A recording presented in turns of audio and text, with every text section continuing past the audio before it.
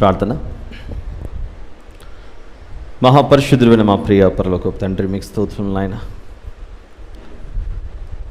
ఈ ఆదివార దినమున మమ్మను సజీవ లెక్కలోంచి మరొకసారి మీ మహిమగల వాక్యాన్ని మేమందరము ధ్యానించుటకు, నేర్చుకున్నటకు ఈ విధముగా నడిపించినందుకై స్తోత్రములు చెల్లిస్తున్నాం తండ్రి. మీరు చేసిన ప్రతి మేలును బట్టి మీ కృతజ్ఞతాస్తుతి స్తోత్రములు చెల్లిస్తున్నాం. అపరాధముల చేత, పాపముల చేత మేము సచ్చిన వారమై ఉండగా యేసు ప్రభువులో మమ్మల్ని ఏర్పరచుకొని, జ్ఞాపకం చేసుకొని తిరిగి బ్రతికించినందుకై స్తోత్రములు చెల్లిస్తూ, మా కొరకు మీరు నియమించిన, ఏర్పాటు చేసిన మీ విలువైన, అమూల్యమైన పరలోక సంపదను మాకు దయచేయమని వేడుకొనొచ్చు. మా ప్రభువును ప్రియరక్షకుడైన యేసుక్రీస్తు ప్రభుల పేరిట ఈ కృతజ్ఞతాస్తుతి ప్రార్థన మీకే సమర్పించి ప్రార్థించి వేడుకొచ్చున్నాను తండ్రి. ఆమేన్. ప్రభునందు ప్రియమైన దేవుని వాళ్ళారా, ఎందరైతే వీక్షిస్తున్నారో ప్రతి ఒక్కరికి మన ప్రభువును ప్రియరక్షకుడైన యేసుక్రీస్తు ప్రభుల వారి పేరిట నా హృదయపూర్వక వందనములు తెలియజేస్తున్నాను. ఈరోజు కొంచెం హమ్మింగ్ వస్తుంది చూడండి, అది లైట్గా. యథావిధిగా లూకా సువార్త 24లోని ఒక సందర్భాన్ని మనము గత కొద్ది వారాలుగా ఆలోచిస్తూ వస్తున్నామని మనందరికి తెలుసు. ఎమ్మాయు మార్గంలో ఇమ్మానుయేలు అను ఈ భాగంలో ఈరోజు 4వ భాగానికి మనం వచ్చాం. ఎందుకు ఈ సందర్భాన్ని సుదీర్ఘంగా మాట్లాడవలసి వస్తుంది అని అంటే, యేసు ప్రభువు పునరుత్థానుడై తిరిగి లేచిన తర్వాత యెరూషలేమునకు ఆమడ దూరంలో ఉన్న ఎమ్మాయు అన్న గ్రామానికి నడుచుకుంటూ వెళ్తుండగా, ఆ గ్రామానికి నడుచుకుంటూ వెళ్తున్నప్పుడు ఆ దారిలో ఉన్న ఇద్దరితో యేసు ప్రభు సంభాషిస్తున్న ఆ మాటలలో మనకు ఒక విలువైన సంపద దొరుకుతుంది దేవుని యొక్క మాటల్లో. అదే లూకా సువార్త 24, 26, 27 వచనాలు. లూకా సువార్త 24వ అధ్యాయము 26, 27 వచనాలు. క్రీస్తు ఇలాగు శ్రమపడి తన మహిమలో ప్రవేశించుట అగత్యము కాదా అని వారితో చెప్పి, మోషేయు సమస్త ప్రవక్తలను మొదలుకొని లేఖనములన్నిటిలో తన్ను గుర్చిన వచనముల భావం వారికి తెలిపాను. ఈ ఒక్క మాట ప్రభువు పునరుత్థానుడై తిరిగి లేచిన తర్వాత ఆ ఎమ్మాయు గ్రామానికి ఇద్దరు నడుచుకుంటూ వెళ్తున్నప్పుడు వారిద్దరితో ఆదికాండము నుండి మలాకీ గ్రంథం వరకు పూర్వమందు వ్రాయబడిన ప్రతి లేఖనం నా గురించి వ్రాయబడ్డాయి. పాత నిబంధనలో నా గురించి వ్రాయబడటం మాత్రమే కాదు, నేను ఆత్మరూపిగా ఉన్నాను. ఆనాటి సమాజానికి, అనగా యేసు ప్రభు శరీరధారిగా భూమి మీదకి రానప్పుడు మరియు ఆయన శరీరధారిగా మన మధ్యలో నివసించినప్పుడు, ఆ తర్వాత ఆయన పునరుత్థానుడై తిరిగి లేచిన తర్వాత ఇప్పుడున్న మనకును, ఈ ముగ్గురికి, ఏ ముగ్గురికి? యేసు ప్రభు శరీరధారిగా రానప్పుడు పాత నిబంధన కాలంలో నివసించిన ప్రజలకు, యేసు ప్రభు మన మధ్యలో నివసించిన, శరీరధారిగా నివసించిన ఆ కాలంలో ఉన్న ప్రజలకు, మరియు ఆయన పునరుత్థానుడై తిరిగి లేచిన తర్వాత ఉన్న ఈ జనాంగానికి, మనకును, ఈ 3 జాబితాలలో ఉన్న ప్రతి ఒక్కరికి యేసు ప్రభువే శరణ్యం. పరలోకానికి వెళ్ళాలంటే ఆయనే మార్గం. ఈ ఆకాశమందు కనబడుతున్న సూర్యుని చుట్టూ భూమి ఎలాగైతే తన చుట్టూ తాను తిరుగుతూ దాని కాలాన్ని పూర్తి చేస్తుంటుందో, సూర్యుని చుట్టూ భూమి ఎలాగైతే తిరుగుతుందో, యేసు ప్రభువుకున్న మరో పేరే నీతి సూర్యుడు. భూమి ఈ సూర్యుని చుట్టూ తిరిగిలాగిన భూమి మీద నివసిస్తున్న మనం ఆ నీతి సూర్యుని చుట్టూ తిరగాలి. కేంద్ర బిందువుగా ఆయన కనబడుతున్నాడు సమస్త మానవాళికి. అలా ప్రభువును గూర్చిన ప్రస్తావన ఆదికాండం నుండి మలాకీ వరకు ఆయనను గూర్చిన అనేక వచనాలు, లేఖనాలు మనకు కనబడుతున్నా ప్రతి ఆదివారం మనం చేస్తున్నాము. ఒక్కొక్క గ్రంథంలో నుండి యేసు ప్రభువును చూపిస్తున్న, యేసు ప్రభువును సూచిస్తున్న వచనాలు ఏవి ఉన్నవో వాటన్నిటినీ మనము పరిశీలించుకుంటూ ముందుకెళ్తున్నాం. కాబట్టి ఈ ఎమ్మాయు మార్గంలో ఇమ్మానుయేలు అను ఈ అంశం, ఈ సందర్భం ఆదికాండంతో ప్రారంభమై మలాకీతో ముగించబడుతుంది. కాబట్టి ఈ సుదీర్ఘమైన ఈ యాత్రలో ఇంతవరకు మనం పూర్తి చేసుకోగలిగాం. ఆదికాండంలో కొన్ని సందర్భాలు, నిర్గమకాండంలోని కొన్ని సందర్భాలు. ఈరోజు మనం లేవియాకాండంలోని ప్రవేశించాలి. అయితే ప్రతి గ్రంథంలోనూ పలు చోట్ల ప్రభువును గురించి అనేక విషయాలు ప్రస్తావించబడినప్పటికీ 39 పుస్తకాల్లో ప్రభువును గురించిన విషయాలు చూడాలి అని అంటే 39 భాగాలు, 39 ఎపిసోడ్స్ మనం మాట్లాడుకోవాలి. అందుచేత ప్రభువును గురించిన అనేక విషయాలు ఉన్నప్పటికీ, ఉదాహరణకు ఈరోజు మనం లేవియాకాండం చూడబోతున్నాం. లేవియాకాండంలో మొదటి 4 అధ్యాయాలు ప్రత్యేకంగా దహన బలి గురించి రాయబడి ఉంటుంది, నైవేద్యం గురించి రాయబడి ఉంటుంది, సమాధానార్థ బలి గురించి రాయబడి ఉంటుంది, పాప పరిహారార్థ బలి గురించి, అపరాధ పరిహారార్థ బలి గురించి రాయబడి ఉంటుంది. అలా దాటుకొని కొంచెం ముందుకు వెళ్తే మన కొరకు ఒక ప్రధాన యాజకుడు ఉన్నాడని లేవియాకాండం 16లో కనబడుతుంది. ఆ తర్వాత అలానే కొంచెం ముందుకు వెళ్తే లేవియాకాండం 23, ఈ అధ్యాయాలు 24, 25 ఇలా చదువుకుంటూ వెళ్ళిపోతే మన కొరకు ఆయన ప్రథమ ఫలముగా ఉన్నాడని, దానికంటే ముందుగా పస్కా బలి అయ్యాడని ఇవన్నీ మనకు కనబడతాయి. విశ్రాంతి దినమునకు ఆయన యజమాని అని ఇవన్నీ మనకు లేవియాకాండంలో చాలా చోట్ల, పలు చోట్ల లేవియాకాండము అని అంటేనే లోకంలో కనబడుతున్న జంతువుల బలి జరుగుతుంది అన్నట్లుగా ఆ అక్షరాలు, ఆ వాక్యాలు, ఆ వచనాలు మనకు కనబడుతూ ఉంటాయి. కానీ అక్కడ జరుగుతున్న ప్రతి సందర్భం ఒక నిజస్వరూపమైన యేసు ప్రభువును సూచించే సంఘటనలు మనకు కనబడుతున్నాయని లేవియాకాండాన్ని ఆ దృష్టితో ఆలోచించుకుంటూ చదవాలి. ప్రభు యొక్క ప్రేమ గురించి, ప్రభు యొక్క బలిని గురించి, పాపముల నిమిత్తమై, అపరాధముల నిమిత్తమై దేవునికి మనకును మధ్య అడ్డుగోడగా వచ్చినటువంటి మన దుష్టత్వం, మన పాపాలు, ఆ అడ్డుగోడను తొలగించడానికి యేసు ప్రభు సమాధానకర్తగా సమాధానార్థ బలి అయ్యాడని ఇవన్నీ మనకు కనబడతాయి. అందుచేత లేవియాకాండం చదివేటప్పుడు ఏదో బలులు జరుగుతున్నాయి, దహన బలులు జరుగుతున్నాయి అన్న దృష్టితో చూడకుండా అనువనువున మనల్ని దేవునితో సమాధానపరచుకోవడానికే సమాధాన బలులు అనేవి ఏర్పాటు చేయబడ్డాయని, సమాధానార్థ బలులుగా. మన పాపముల నిమిత్తమై పాప పరిహారార్థ బలులు అనేవి ఏర్పాటు చేయబడ్డాయని. పాపము చేస్తే మరణం తథ్యం, చావు తప్పదు. మరి ఎవరు తప్పించాలి? ఈ మరణం నుండి మనిషిని ఎవరు తప్పించాలి? అందుచేత దేవుడు ఒక చిన్న అవకాశం పెట్టాడు పాత నిబంధనలలో, ఈ పాప పరిహారార్థ బలి, అపరాధ పరిహారార్థ బలులని.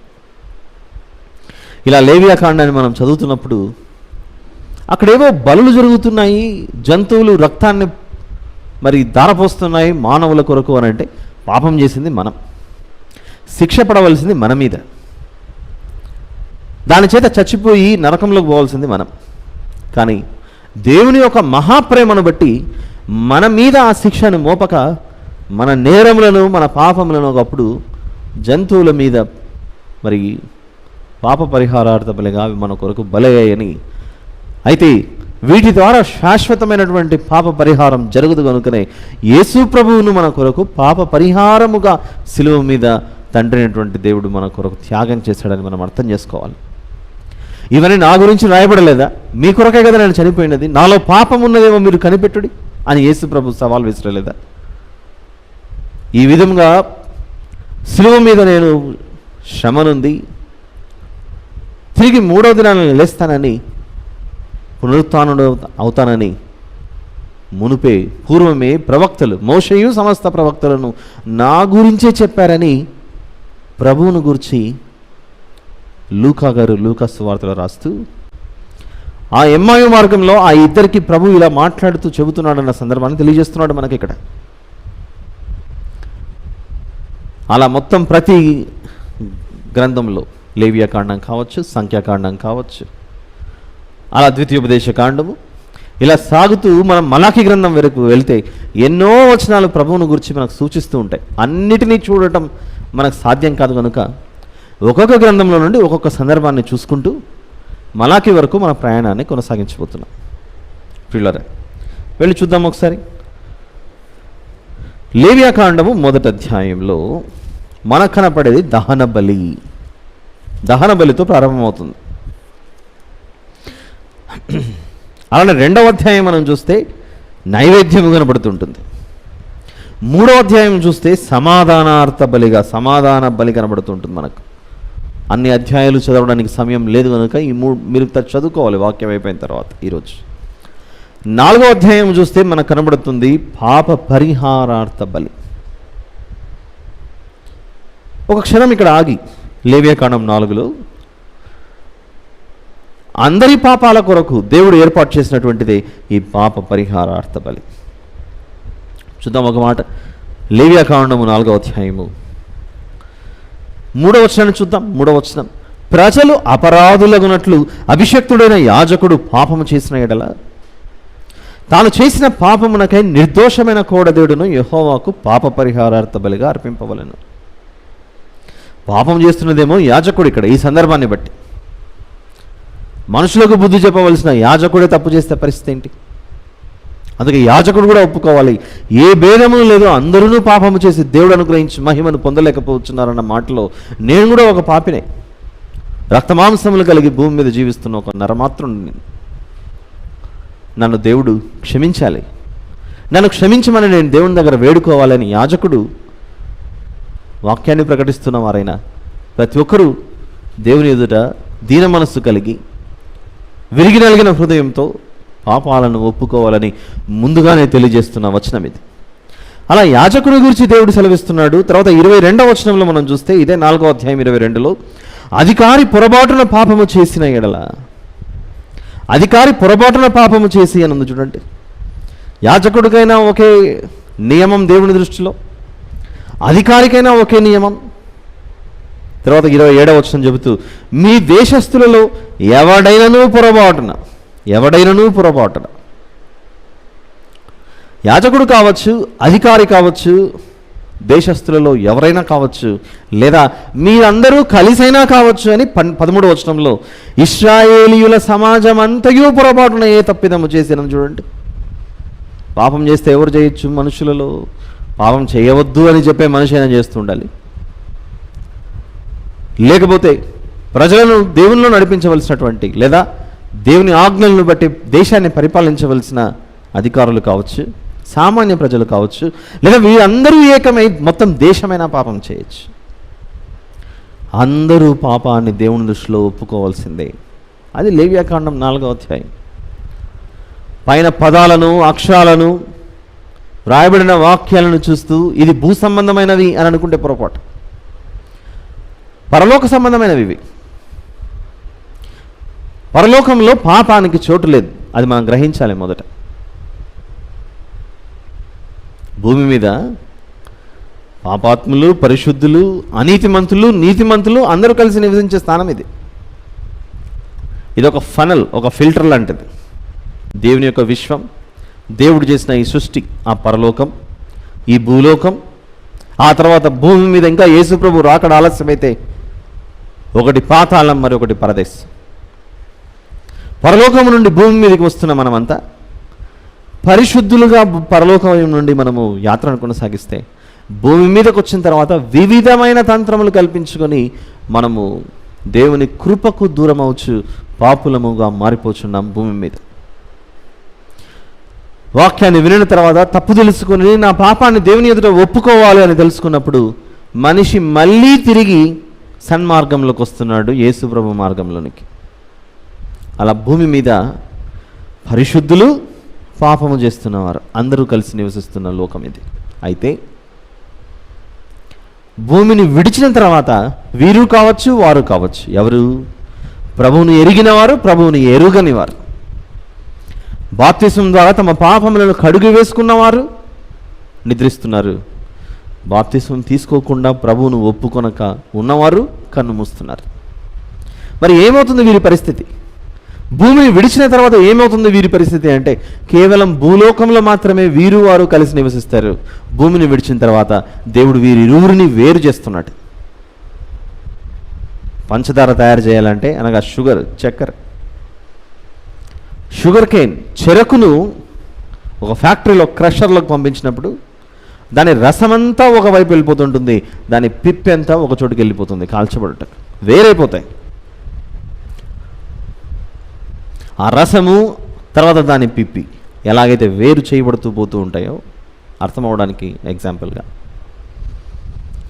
భూమిని విడిచిన తర్వాత ఎవరైనా సరే కన్ను మూసిన తర్వాత దేవుని దృష్టిలో ఎన్నిక కాబడిన వారుగా ఉంటే, ప్రభువు రాకడ జరగకముందే కన్ను మూస్తే వారెళ్ళి పరదేశకు వెళ్తున్నారు, నీతిమంతులు ఉన్న స్థలంలోనికి. దేవుని ఎరుగని వారు వేదనకరమైన యాతన పడుచున్న పాతాళ లోకంలోకి వెళ్ళిపోతున్నారు. వేరు చేయబడుతున్నాయి, ఫిల్టర్ అవుతున్నాయి. అందుకే ఇది ఒక ఫనల్, ఒక ఫిల్టర్ లాంటిది. పరలోకం నుండి పరిశుద్ధులుగా వచ్చిన మనం భూమి మీద మనం పరిశుద్ధతను కోల్పోయి అలానే జీవిస్తే భూమిని విడిచిన తర్వాత ఎదుర్కోబోయే ప్రమాదం చాలా గొప్పది. దాని నుంచి మనం బయటపడటం అసంభవం, చాలా కష్టం, అవదది. అందుకే భూమి మీద ఉండగానే దేవుడు మనందరికీ ఒక అవకాశం ఇస్తున్నాడు. ఇదిగో మీ కొరకు ఏనాడో ప్రవేశపెట్టాను, నాతో సమాధాన పడమని. నన్ను విడిచిన స్వభావం మీలో ఉంది, చూసారా? దేవుడు మనతో మాట్లాడుతూ మనందరితో నిజమైన దేవుడైన నన్ను విడిచిపెట్టే స్వభావం మీరు కలిగి నాతో సమాధానాన్ని కోల్పోయిన ఈ స్థితిలో నుండి మీరు తిరిగి నాతో సమాధాన పడండి. మన శరీరంలో అవసరం లేనిది ఏదైనా ఒకటి, ఒక గడ్డ కావచ్చు, ఒక అవయవం కావచ్చు, ఏదో పనికిరాంది పెరిగిందనుకుంటే, దానివల్ల మన శరీరానికి ఏదైనా ఇబ్బంది కలుగుతుంటే ఒక వైద్యుని సంప్రదించి ఇది ఎందుకో పెరుగుతోంది, ఇది అవసరం లేదని చెప్పేసి ఆపరేషన్ ద్వారా మనం దానిని తొలగించుకుంటాం. ఆ తర్వాత నెమ్మదిగా జీవించడం ప్రారంభిస్తాం. శరీరంలో అవసరం లేనిది పెరిగితే ఎలాగైతే తొలగించుకోవాలని మనం ప్రయత్నిస్తామో వైద్యుని సంప్రదించి, ఇదిగో ఇది నాకు అవసరం లేదు, నా శరీరంలో నుండి ఇది తీసివేయండి. ఆ భాగం శరీరంలో నుండి వేరైపోయి అది నేల మీద పడిపోయి పురుగు పట్టి చనిపోయినా నాకు అవసరం లేదు, ఇది నాకు అవసరం లేనిది అని ఎలాగైతే శరీరంలో పెరిగిన భాగాలను, అవసరం లేనటువంటి అనవసరంగా పెరిగి మనకు ఇబ్బంది కలిగిస్తున్న వాటిని ఎలాగైతే తొలగించుకొని వాటిని నేలను పడేస్తామో, అలానే ఆత్మీయ జీవితానికి కూడా అవసరం లేనిది, అనవసరమైనది మన శరీరంలోనికి ప్రవేశించిన తర్వాత దాన్ని అలానే ఉంచుకుంటే అది చాలా ప్రమాదం. ఆత్మకు అంటుకునే రోగమే పాపం. అది లోపలికి ప్రవేశించిన తర్వాత అది పెరుగుతూ పెరుగుతూ పెరుగుతూ దేవునికి మరింత దూరం అయిపోతున్నప్పుడు పరలోక వైద్యుడైన పరమ వైద్యుడైన యేసు ప్రభు పాదముల చెంత చేరి నన్ను పాప విముక్తిని చేయవా ప్రభువా, పాపంలో నుండి నన్ను విమోచించవా అని ప్రభువుని అడగాలి. అందుకే వీటన్నిటికీ సంబంధించే లేవ్యాకాండం 1వ అధ్యాయం నుండి 5వ అధ్యాయం వరకు మనకు కనబడతాయి ఈ సమాధాన బలులు, దాన బలులు, నైవేద్యములు, పాప పరిహారార్థ బలులు, అపరాధ పరిహారార్థ బలులు, వీటన్నిటిని చూపించుకుంటూ లేవ్యాకాండం 16కు వచ్చేసరికి లేవ్యాకాండం 16లో ఒక ప్రాముఖ్యమైన ఒక సందర్భం చూపిస్తున్నాడు. ఇది మనం ఆలోచిస్తున్నది క్రొత్త నిబంధనే, కానీ క్రొత్త నిబంధనలో నెరవేర్చబడిన సంగతులు పూర్వము ఒక ఛాయలాగా, ఒక నీడలాగా, దృశ్యరూపంగా ఎలా చూపించాడు మనకు అర్థం అవ్వడానికని మనం పాత నిబంధనలోనికి వెళ్ళి లేవ్యాకాండంలో ఉన్న కొన్ని ప్రస్తావనలు చూస్తున్నాం, ప్రభువునకు సంబంధించిన విషయాలు. ఎందుకు ఈరోజు ఈ విషయాలు ఆలోచిస్తున్నాం? లూకాసు వార్త 24లో ఎమ్మాయు మార్గంలో మన రక్షకుడైన యేసు ప్రభు నేను ఎల్లప్పుడూ మీతోనే ఉన్నాను అను పేరు నాకున్నది, అదే ఇమ్మానుయేలు. ఇదిగో నా గురించి ఒకనాడు ఇవన్నీ రాయబడ్డాయి. ఏమి రాయబడ్డాయో వెదుగుచున్నగా మనకి ఇవన్నీ కనపడుతున్నాయి. ఈరోజు మనం ఎంచుకున్న పుస్తకమే లేవ్యాకాండం, ఎమ్మాయు మార్గంలో ఇమ్మానుయేలులో భాగంగా చూద్దాం. లేవ్యాకాండం 16. ఇందులో మనకు ప్రత్యేకంగా 2 జంతువులు కనబడతాయి. ఆ 2 జంతువులు ఎలా ఉన్నాయో చూద్దాం ఒకసారి. లేవియాకాండం 16, 7 నుంచి చూద్దాం. 7 నుంచి. ఆ 2 మేక పిల్లలను తీసుకుని వచ్చి ప్రత్యక్షపు గుడారం యొక్క ద్వారమునొద్ద యెహోవా సన్నిధిని వాటిని ఉంచవలెను. అప్పుడు అహరోను అనగా ప్రధాన యాజకుడు యెహోవా పేరట ఒక చీటీని, 2 చీటీలు వేయమంటున్నాడు, స్లిప్స్ వేయమంటున్నాడు. 2 స్లిప్స్. ఏంటా స్లిప్స్? ఒక స్లిప్లో, ఒక చీటీలో ఏమన్నా రాయమంటున్నాడు అంటే యెహోవా పేరట అని రాయాలట. రెండవ దాని అనగా 2వ చీటీలో విడిచిపెట్టే మేక అని రాయాలట. విడిచిపెట్టే మేక.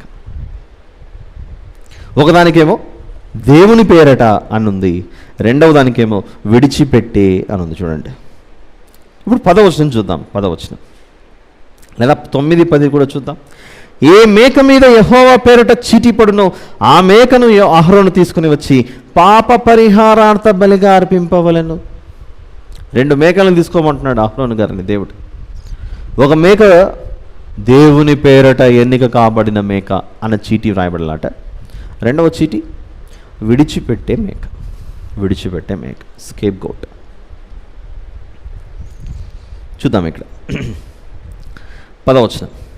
ఏ మేక మీద విడిచిపెట్టుట అనే చీటీ పడునో దాని వలన ప్రాయశ్చిత్తము కలుగునట్లు దానిని అరణ్యములో విడిచిపెట్టుటకై యెహోవా సన్నిధిని దానిని ప్రాణముతోనే ఉంచవలెను.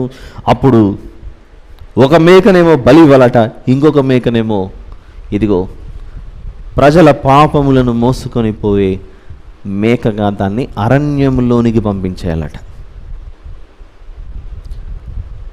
ఒక ఉన్నతమైన దాన్ని, లేకపోతే భవిష్యత్తులో జరగబోయే ఒక సత్యాన్ని, నిజస్వరూపాన్ని చూపించడానికి ఇదేదో ఒక చిన్ని ప్రాథమికమైన పాఠంగా కనబడుతుంది. చూడండి, ఎలిమెంటరీ స్కూల్గా కనబడుతుంది అది.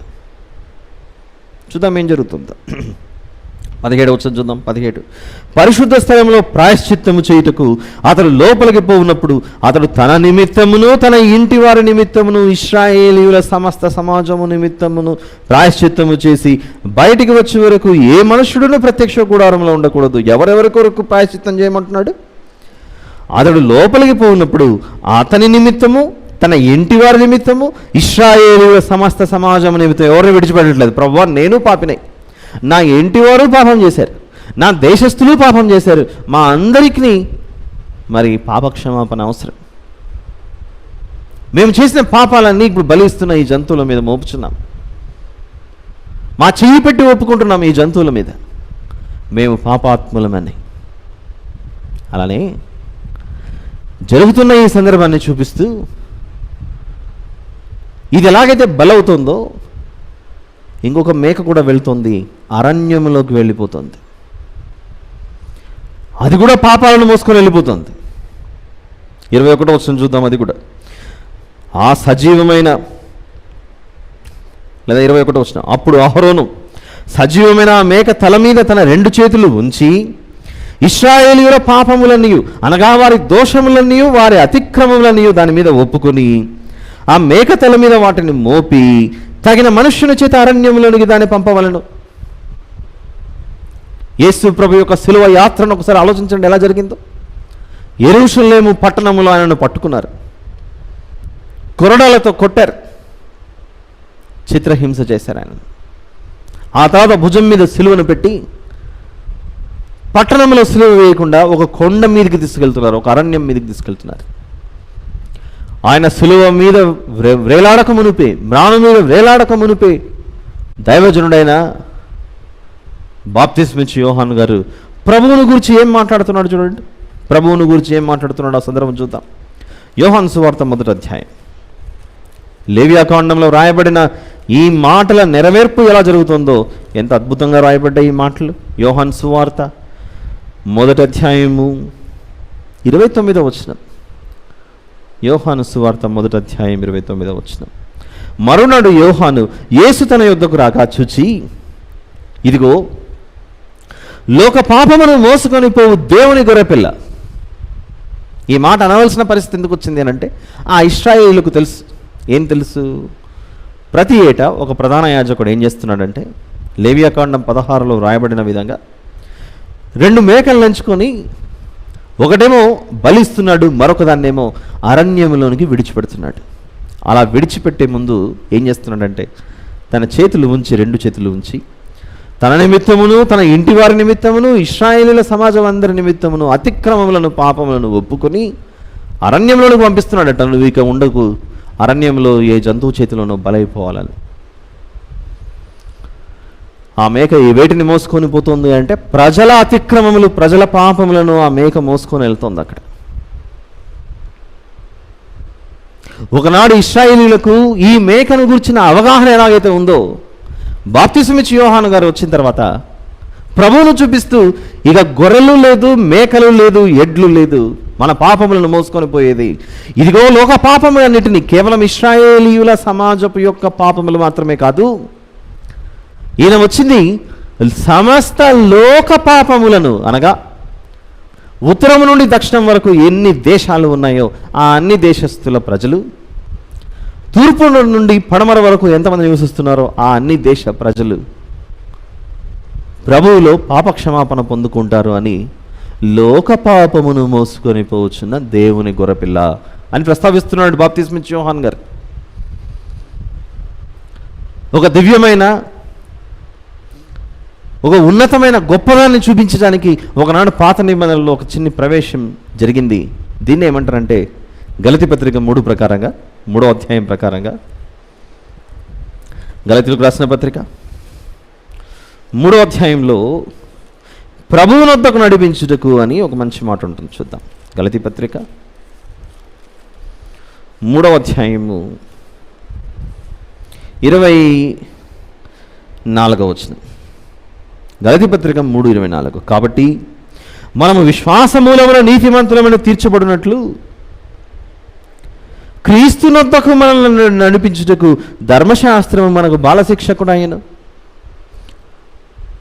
ప్రభువు మన పాపములను మోసుకొని అరణ్యంలోనికి ప్రవేశిస్తాడు, ఒక కొండ మీదికి ప్రవేశిస్తాడు, గొల్గోతా అన్న కొండ మీదికి ప్రవేశిస్తాడు అని చూపించడానికి లేవియాకాండం 16లోనే ఒకరోజు విడిచిపెట్టే మేక అన్నదాన్ని ప్రవేశపెట్టి, పట్టణంలో నుండి అరణ్యంలోనికి ఈ మేక మన పాపములను మోసుకొని పోతుంది అని ఒక సూచనప్రాయంగా, ఒక నీడలాగా చూపిస్తున్నాడు లేవియాకాండం 16లో. ఈ విషయాలు ఎవరు చెప్తున్నారు? లూకా సువార్త 24లో ఎమ్మాయు మార్గంలో ఇమ్మానుయేలు ఆ ఇద్దరితో మాట్లాడుతున్నాడు. నేనే లోక పాపాలను మోసుకొని పోయిన దేవుని గొర్రెపిల్లను. మీకు బాప్తిస్మిచ్చి యోహాను తెలుసుగా, ఆయన బాప్తిస్మిస్తుండగా చెప్పిన మాటలని నా గురించి చెప్పాడుగా. పూర్వమందు మోషేయు సమస్త ప్రవక్తలు నా గురించి రాశారుగా. అరణ్యంలోకి ఎలాగైతే ఒకనాడు ఆ మేక విడిచిపెట్టబడిందో, మనుషుల చేత నేను పట్టణంలో నుండి అరణ్యంలోనికి, ఆ కొండ మీదికి పాపములను మోసుకొని సిలువ మీద వెళ్ళవలసి వచ్చింది. ఆయనే మన కొరకు దహన బలిగా మారాడు, ఆయనే మన కొరకు నైవేద్యంగా సమర్పించబడ్డాడు, ఆయనే మన కొరకు సమాధానార్థ బలిగా మారాడు, ఆయనే మన కొరకు పాప పరిహారార్థ బలయ్యాడు, అపరాధ పరిహారార్థ బలయ్యాడు. సమస్త బలులను ఆ శిలువ మీద ఆయన సమర్పించినప్పుడు ఒక్క బలి ద్వారా సమస్తాన్ని ఆయన నెరవేర్చడం జరిగింది. ఇదే దేవుని గొర్రెపిల్ల. మనుషుల కొరకు భూమి మీద నివసిస్తున్న జంతువులుగా కనబడుతున్న గొర్రెపిల్ల లాంటి గొర్రెపిల్ల కాదాయన. ఈ విషయం అర్థం కాక నేటికి సమాజంలో పలుచోట్ల వారానికి ఒకసారో, నెలకొకసారో, సంవత్సరానికి ఒకసారో జంతువులకు కుంకుమ పెట్టి, మెడలో పూలదండ వేసి, పసుపు రాసి, ఏ రాయి దగ్గరకో, ఏ బొమ్మ దగ్గరకో, విగ్రహం దగ్గరకో తీసుకెళ్ళి ఇప్పటికీ బలులు అర్పిస్తున్నారు. చూడండి, ఈ విషయం తెలియక పాపములను మోసుకొని పోయిన దేవుని గొర్రెపిల్ల యొక్క సందేశం అర్థం కాక ఇంకనూ గురుడితనంలో నివసిస్తూ ఇంకనూ ఇలాంటి బలులు చేసుకుంటూ వెళ్ళిపోతున్నారు. చూడండి ప్రజలు. యేసు ప్రభు యొక్క బలి శిలువ మరణం, ఆ శిలువ మరణం, ఆయన సమాధి చేయబడ్డం, తిరిగి పునరుత్థానుడుగా 3వ దినం లేవటం, ఈ విషయాలు మానవులకు అర్థం కాకుండా ఈ సాతానుడు మన మనోనేత్రములకు గుడ్డితనం కలుగు చేశాడు.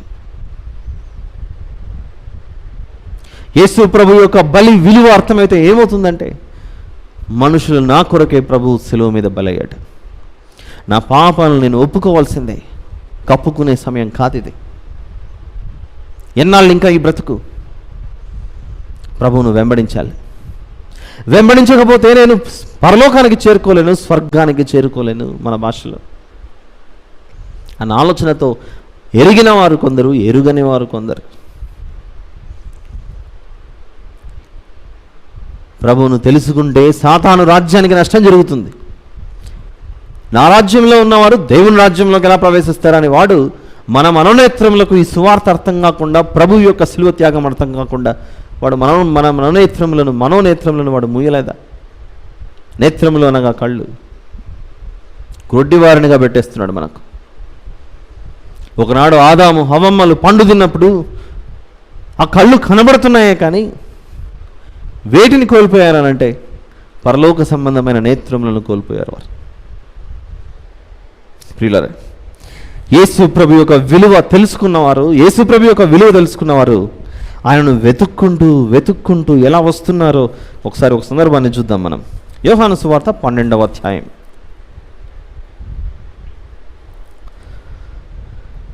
యోహాను సువార్త 12వ అధ్యాయం చాలా బాగుంటుంది. ఈ సందర్భం జాగ్రత్తగా వినండి. యోహాను సువార్త 12వ అధ్యాయంలో యేసు ప్రభు యెరూషలేములో ఉండగా ఆయనను చూడటానికి కొందరు వచ్చారు. ఎవరు వచ్చారో చూద్దాం ఒకసారి. యోహాను సువార్త 12:20 వచనం నుండి చూద్దాం. 20 వచనం. ఆ పండుగలో ఆరాధింపవచ్చిన వారిలో కొందరు గ్రీసు దేశస్థులు ఉండిరి.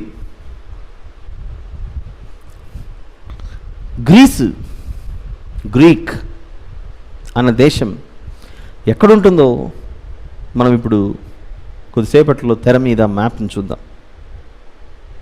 యేసు ప్రభు యెరూషలేములో ఉండగా, యేసు ప్రభు ఇశ్రాయేలు దేశంలో ఉండగా ఆయనను చూడటానికి ఎవరు వచ్చారట? గ్రీకు దేశం నుంచి వచ్చారు. గ్రీస్ అన్న ఈ దేశం ఇశ్రాయేలు దేశానికి ఎటువైపు ఉంటుందో మీరు జాగ్రత్తగా చూడండి. ఆ మ్యాప్లో కనబడుతున్న మ్యాప్లో ఇజ్రాయేలు దేశం నుండి గ్రీస్ అన్న ఈ దేశం, లేదా గ్రీకులు అన్న వీరు, గ్రీక్ అంటే మనకు చాలా బాగా తెలుసు. ఒకప్పుడు మన దేశం మీదకి కూడా అలెగ్జాండర్ ద గ్రేట్ గ్రీకు వీరుడుగా మన దేశం మీదకి వచ్చాడు. ఒకసారి ప్రపంచాన్ని జయించిన వారిలో గ్రీకులలో ముఖ్యులుగా ప్రధానుడుగా కనబడుతున్నాడు అలెగ్జాండర్. అర్థం కావడానికి, గ్రీక్ అంటే ఏందో అర్థం కావడానికి ఒక చిన్న ఎగ్జాంపుల్ తీశాను. ఒకసారి చూడండి, మీకు కనబడుతున్న తెర మీద కనబడుతున్న ఈ మ్యాప్లో ఇశ్రాయేలు దేశానికి గ్రీక్ అన్న ఈ దేశం, లేదా గ్రీస్ అన్న ఈ దేశం ఎడమ వైపున ఉంటుంది. అంటే పడమటి వైపున, పడమర, వెస్ట్. ఇప్పుడు చూద్దాం. యోహాను సువార్త 12 అంటేనే ప్రభు యొక్క మరణానికి అనగా శిలువ బలికి సమీపంగా ఉన్న రోజులవి. ఎందుకు? ఆ 12వ అధ్యాయము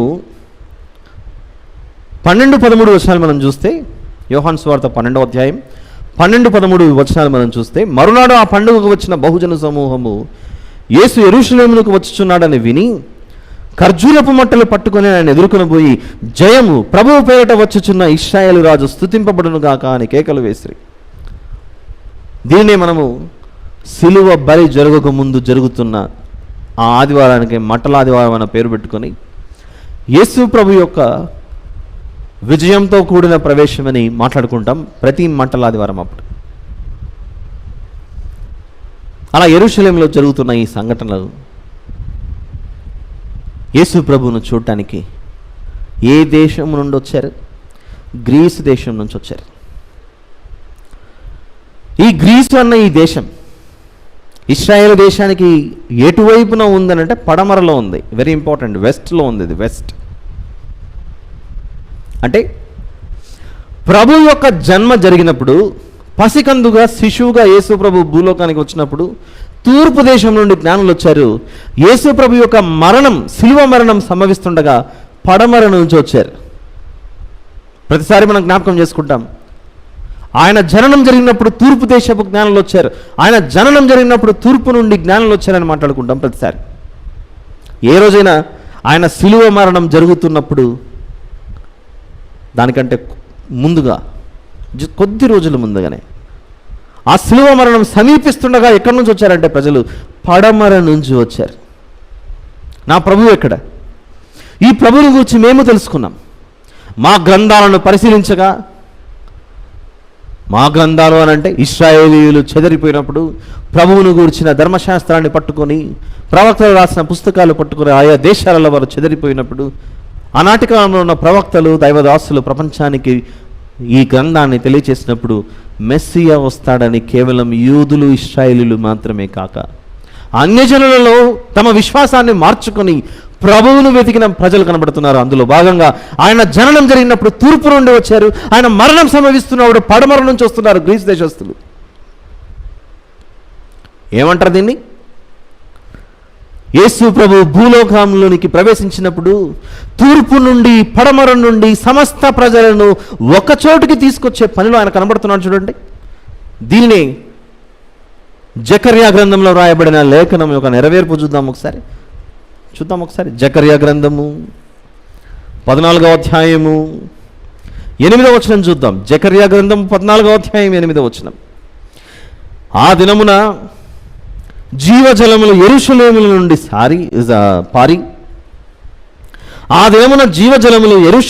నుండి పారి సగము తూర్పు సముద్రమునకును సగము పడమటి సముద్రమునకును దిగును. వేసవి కాలమందును చలికాలమందును అలాగనే జరుగును అని ఏ కాలంలో అయినా సరే ఇదిగో యెరూషలేము నుండి జీవజలము బయలుదేరుతుందట. యోహాను సువార్త 12లో మనం ఇందాక చదువుకుంటున్న ఆ సందర్భం. గ్రీసు దేశస్తులు ఎక్కడికి వచ్చారంటే ఆయనను వెతుక్కుంటూ యెరూషలేం వరకు వచ్చారు. అక్కడ ఎవరున్నారు అంటే జీవజలముల అధిపతి కనబడుతున్నారు. ఎవరైనా జీవజలముల అధిపతి మనకు? యేసు ప్రభు.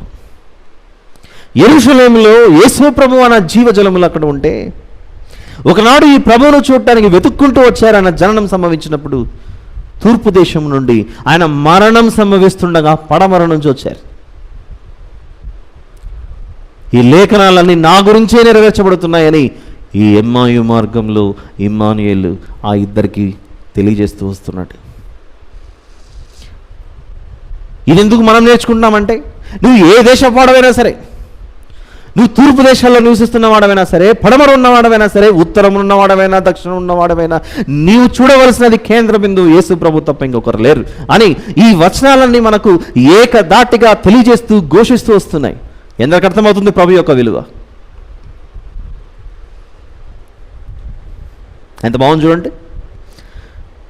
యేసు ప్రభు బ్రతికి ఉండగా సమరయ స్త్రీతో మాట్లాడుచున్నప్పుడు సుఖారాను ప్రాంతంలో యాకోబు బావి వద్ద, అమ్మా ఈ నీళ్లు తాగితే మళ్ళీ నీకు దాహం అవుతుంది, నేనిచ్చు నీళ్లు తాగితే నీకు ఇక దాహమే అవ్వదు అని జీవజలముల గురించి ప్రభువు మాట్లాడుతున్న సందర్భం అది. ఆ జీవజలములు యెరూషలేములో ఉండగా యేసు ప్రభు తన వాక్యాన్ని అందరికీ బోధిస్తున్నప్పుడు గ్రీసు దేశం నుండి వచ్చారు ఈ ప్రజలు. మనల్ని ఎంత ఆలోచింపజేస్తుంది చూడండి. ప్రభువును వెతుక్కుంటూ తూర్పు నుండి వచ్చారు, ప్రభువును వెతుక్కుంటూ పడమర నుంచి వచ్చారు. వారు వెతికినట్లుగా ఈరోజు మనల్ని అడుగుతున్నాడు దేవుడు, నువ్వు ఏ ప్రాంతంలో నివసిస్తున్నావు, ఏ దేశంలో నివసిస్తున్నావు, నువ్వు ఏ ప్రాంతం వాడవైనా సరే ఖచ్చితంగా నీవు ప్రభువును చూసి రక్షణలోనికి రావాల్సిందే. ప్రవక్త అయిన జకర్యా గారు ముందుగానే రాసిన మాట ఇవి. పక్కనే ఒక పేజ్ అలా తిప్పండి, మీకు మలాకి గ్రంథం కనబడుతుంది. జకర్యా గ్రంథం పక్కనే మలాకి గ్రంథం 1వ అధ్యాయం. మలాకి గ్రంథం 1వ అధ్యాయం 11వ వచనం చూద్దాం.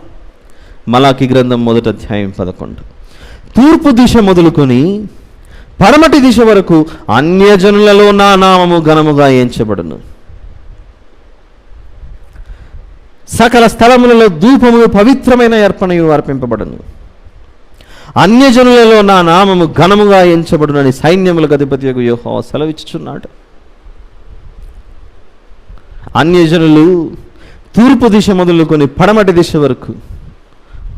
ఒకరోజు మనల్ని ఈరోజు ఎందరైతే వాక్యం వింటున్నారు, ప్రభువులోనికి వచ్చి ఉన్నారు, ఒకసారి మన పూర్వపు స్థితిని ఒకసారి పరిశీలించుకుందాం. మన పూర్వపు భక్తి ఏంటి, మన పూర్వపు విశ్వాసం ఏంటి, మన పితరులు అనుసరించిన పద్ధతులు ఏంటి మనం ఆలోచిస్తే కనబడిన ప్రతిదానికి మనం పూజించిన విశ్వాసాలు కావా మనవి? చెట్టు కనబడితే చెట్టుకు చీరగట్టి మొక్కినటువంటి బ్రతుకులు మనవి. రాయి కనబడితే రాయిని రూపంగా మార్చుకొని పూజించిన జీవితాలు మనవి. సర్వాకాశము క్రింద ఉన్న సమస్తాన్ని దేవుడు మన కొరకు పంచిపెట్టి మనకు సేవ చేయమని చెబితే, మనకు సేవకులుగా పనిచేస్తున్న ఈ ప్రకృతిని, అందులో సమస్తాన్ని దేవుడాని పూజించిన భక్తి కాదా మనది ఒకనాడు? అయితే ఇలా దేవునికి దూరస్థులమై అన్యజనులుగా ఉన్నటువంటి మనలను దేవుడు తన మహాకృప చేత యేసు ప్రభు యొక్క శిలువ త్యాగం చేత మన పాపములను కడిగివేసి ఆయనతో మనల్ని సమాధానపరచుకోలేదా? అందుకే అంటున్నాడు ఇక్కడ మలాకి గ్రంథం 1వ అధ్యాయం 11లో, తూర్పు దిశ మొదలుకొని పడమటి దిశ వరకు అన్యజనులలో నా నామము ఘనముగా ఎంచబడును. ఈరోజు నిజమైన దేవుణ్ణి ఈరోజు మనం జ్ఞాపకం చేసుకుని ఇలా ఘనపరుస్తున్నామనంటే దీనికి కారణం ఆయన మహాకృప కాదా? జగత్తు పునాది వేయబడక మునిపై ప్రేమ చేత ఆయన మనల్ని ఏర్పరచుకోలేదా? అందుకే యోహాను సువార్త 12లో గ్రీసు దేశస్థులు వచ్చి యేసు ప్రభువుని వెతుక్కుంటూ వచ్చారని శిష్యులు వెళ్ళి చెప్పినప్పుడు యేసు ప్రభు అన్న మాట చూడండి. యోహాను సువార్త 12లో మనకు ప్రభువుకి వ్యత్యాసం, మనకు యేసు ప్రభువుకు ఉన్న తేడా ఏంటంటే, మన మధ్యలోనికి ఎవరైనా విదేశీయులు వచ్చారనుకోండి, మనం చాలా గొప్పగా చెప్పుకుంటాం, అబ్బా నన్ను చూడ్డానికి అమెరికా నుంచి ఒక ఆయన వచ్చాడని, అబ్బా నన్ను చూడ్డానికి ఎక్కడి నుంచి ఇంకో దేశం నుంచి ఇంకో ఆయన వచ్చారని. అవసరమైతే మన పనులు ఆపుకొని వెళ్ళి వారిని పలకరించి మాట్లాడడానికి వెళ్తాం. కానీ ఇక్కడ యేసు ప్రభు ప్రవర్తిస్తున్న విధానం చూడండి. అక్కడ 12వ అధ్యాయం యోహాను సువార్త 22 నుంచి చూద్దాం. ఫిలిప్పు వచ్చి అంద్రేయతో చెప్పాను, అంద్రేయు ఫిలిప్పును వచ్చి యేసుతో చెప్పిరి, ఏమని? నాయన ప్రభువా, గ్రీసు దేశం నుండి కొందరు వచ్చారు, మిమ్మల్ని చూడాలనుకుంటున్నారు అని ఆ మాట చెప్పడం ఆలస్యం. యేసు ప్రభు ఏమంటున్నాడంటే 23-24 వచనాలలో, మనుష్య కుమారుడు మహిమ పొందవలసిన గడియ వచ్చి ఉన్నది.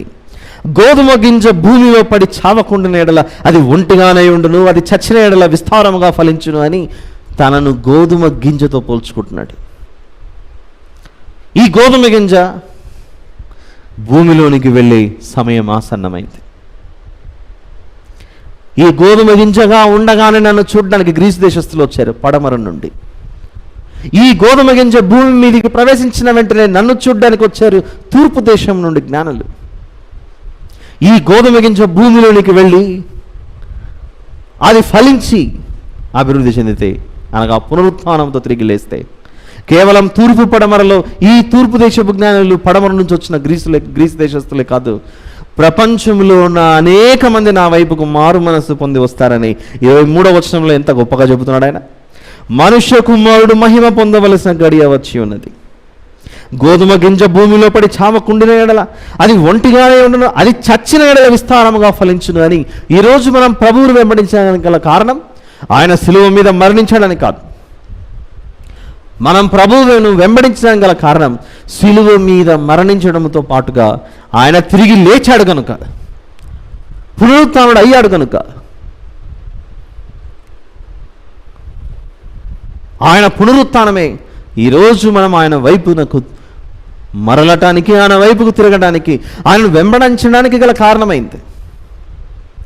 భూమి మీద ఎందరో మేము దేవుళ్ళమని, బాబాలమని రకరకాల పేర్లు చెప్పుకొని మన మధ్యలో నివసించి వారి మృతదేహాలు ఇంకా సమాధిలో అలానే కనబడుతున్నాయి మనకు. బ్రతికి ఉన్నప్పుడు చెప్పుకున్నారు మేము దైవాంశ సంభూతులమని. ఏమయ్యారు? ఇంకా సమాధిలో కుళ్ళిపోయిన శరీరాలుగా ఉన్నాయి. ఏ శరీరము కుళ్ళిపోకుండా సజీవంగా తిరిగి లేచిందంటే అది కేవలం ప్రభు యొక్క శరీరం మాత్రమే. ఈ గోధుమ గింజ కేవలం వాక్యమున్న గోధుమ గింజ మాత్రమే. వాక్యము లేనివారు కనుక మేము దైవాంశ సంభూతులమని చెప్పుకుని ఇంకా సమాధిలోనే ఉన్నారు. చూడండి, జీవాధిపతి, సమస్త మానవాళికి జీవాన్ని ఆయన ధారపోస్తున్నటువంటి ఆయన తూర్పు నుండి వచ్చినప్పుడు పసిబాలుడుగా ఉండగానే సందేశం ఇచ్చాడు, ప్రపంచం నన్ను చూడాలి, నా వైపుకు చూడాలి. సమస్తాన్ని నేను పరలోక సంపదను విడిచిపెట్టి మీ కొరకు వచ్చాను. ఆయన సజీవుడుగా ఉంటూ సువార్తను ప్రకటిస్తున్నప్పుడు గ్రీసు దేశస్తులు రావడం ఆలస్యం. ఒక మాట అన్నాడు, ఈ గోధుమ గింజ భూమిలోనికి వెళ్ళి తిరిగి ఫలిస్తే అన్ని దేశ ప్రజలు నన్ను వెంబడిస్తారు. అందుచేత సమస్త మానవాళి కొరకు నేను ఖచ్చితంగా మరణము పొందుకోవాల్సిందే. దానినే హెబ్రీలకు రాసిన పత్రికలో ఒక మాట చూద్దాం. 10వ అధ్యాయం హెబ్రీ పత్రిక 10, 12, 13 వచనాలు చూద్దాం. ఈయన అయితే పాపముల నిమిత్తమై సదాకాలము నిలిచి ఒక్క బలిని అర్పించి అప్పటి నుండి తన శత్రువులు తన పాదములకు పాదపీఠముగా చేయబడి వరకు కనిపెట్టుచు దేవుని కుడిపార్శ్వమున ఆసీనుడాయను. ఈయన అయితే పాపముల నిమిత్తమై సదాకాలం నిలుచు ఒక్క బలిని అర్పించి, బలి అయిన వాడు చచ్చిపోయి అలానే ఉండలేదు. ప్రభువును మనం ఈరోజు వెంబడించడానికి ఆయన పునరుత్థానమే కారణం. అది చెప్తున్నాడు. మనందరికీ ఈ వాక్యం ద్వారా ఆయన ఇస్తున్న పిలుపే ఇదిగో. ఆనాడు లేవియా కాండంలో కనబడుతున్న ఈ వచనాలు, పాపములను మోసుకొని పోయిన మేకపిల్ల క్రొత్త నిబంధనకు వచ్చిన తర్వాత పాపములను మోసుకొని పోవచ్చున్న నేనే ఆ మేకపిల్ల కావచ్చు, గొర్రెపిల్ల కావచ్చు. కనబడుతున్న ప్రతి పాప పరిహారార్థ బలులు కావచ్చు, అపరాధ పరిహారార్థ బలులు కావచ్చు, అన్నిటి నిమిత్తమై నేనే బలయ్యాను. ఇంకో మాట కూడా చూద్దాం. రోమాపత్రిక 8వ అధ్యాయము, రోమాపత్రిక 8,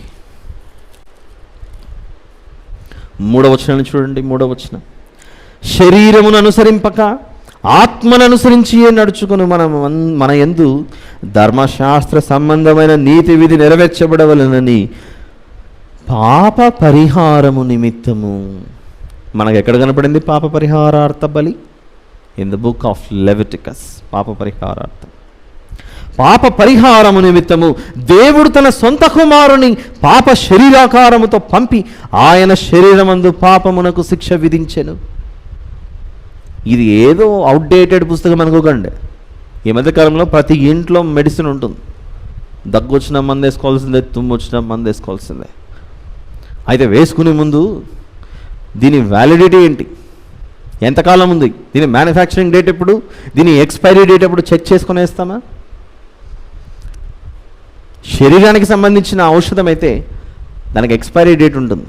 కానీ బైబిల్ ఆత్మకు సంబంధించిన ఔషధం ఇది. మన ఆత్మ పాపము చేత మలినమైపోయి ఉండగా, పాపమన్న రోగం అంటుకుని ఉండగా, ఎప్పటికీ ఎక్స్పైరీ డేట్ లేని ఒక గొప్ప దివ్యమైనటువంటి ఔషధమే వాక్యం, సజీవమైన వాక్యం. అదే బైబిల్ గ్రంథంలో ఉన్న ఆదికాండము నుండి ప్రకటన వరకు ఉన్న ప్రతి మాట. ఏదో అవుట్డేటెడ్, ఎక్స్పైర్ అయిపోయేటటువంటిది అనుకుంటే ప్రమాదం. నిశ్శబ్దంగా ఉంది, దేవదూతలు కనపడట్లేదు, దేవుడు కనపడట్లేదు, ఆయన స్వరము కనపడట్లేదు అని అనుకుంటే, ఇది ఒకనాడు మలాఖీ గ్రంథం అయిపోయిన తర్వాత ఇంచుమించు ఒక 400 సంవత్సరాలు ఒక నిశ్శబ్దమైన వాతావరణం.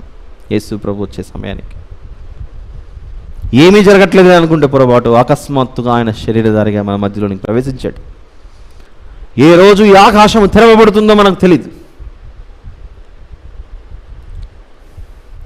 నీతిమంతులకు పరలోకం, అనీతిమంతులకు నిత్య నరకం.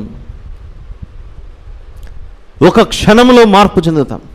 ఆయనను వెంబడించేవారు పరలోకానికి, ఆయనను వెంబడించని వారు నిత్య నరకానికి వెళ్ళిపోయే పరిస్థితి. ఎందుకంత? ఇదిగో ఆరోగ్యం బాగున్నప్పుడే జాగ్రత్త పడు అని హెచ్చరికలు చేయట్లేదా ప్రభుత్వం తరపున ఎవరు సేవిస్తున్నారు ఈ మాటలన్నీ? ఆయా ప్రాంతాలలో ప్రభుత్వం తరపున నిలబడిన ప్రతినిధులు. ప్రభుత్వం తరపున నిలబడిన ప్రతినిధులు ఎలాగైతే మీ ఆరోగ్యం జాగ్రత్త అని హెచ్చరికలు చేస్తూ వస్తున్నారో, పరలోక ప్రభుత్వానికి ప్రతినిధులుగా సేవకులు భూమి మీద నిలబడి, ఇదిగో నీ ఆత్మ జాగ్రత్త, యేసు ప్రభులో నీ ఆత్మను భద్రపరచుకో, ఈ శరీరంలో నుండి ఆత్మ ఒక్కసారిగా వేరైపోయిందా,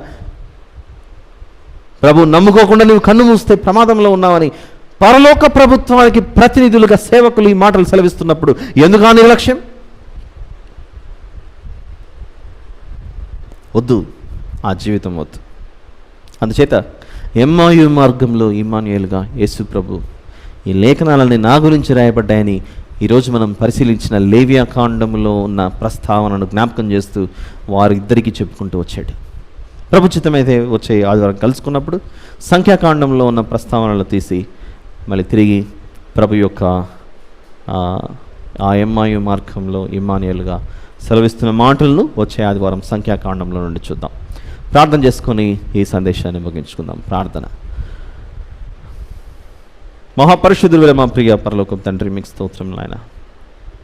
ఇంతవరకు మీరు మాతో ఉండి సహాయం చేశారు. మా పాపములన్నింటినీ ప్రభువు మీద మోపి మా కొరకు సిలువ మీద ఆయనను బలి చేసి, నా తండ్రి, లేత మొక్కగా గొర్రెపిల్లగా మీ వద్ద ఉన్నటువంటి ప్రభువును మా కొరకు భూమి మీదకి పంపించి, ఏ నేరము చేయని, ఏ పాపము ఎరుగని ఆ నిర్దోషమైన ప్రభువు మీద దోషులమైన మా జీవిత పాపములను ఆయన మీద మోపి మమ్మను కరుణించి కాపాడి ఆదుకున్నారు. చేసిన మేలుకై నా తండ్రి, మేము ఎల్లప్పుడూ రుణస్థులమైన ప్రభా మీ కృతజ్ఞులమై జీవించలాగున సహాయం చేయమని వేడుకొనొచ్చు. విత్తబడిన వాక్యం వృధా కాకుండా ఫలింప చేయమని వేడుకొనొచ్చు. మా ప్రభువును ప్రియరక్షకుడైన యేసు ప్రభు వారు పెట్టాడు వేడుకొని సమర్పిస్తున్నాను తండ్రి. ఆమేన్.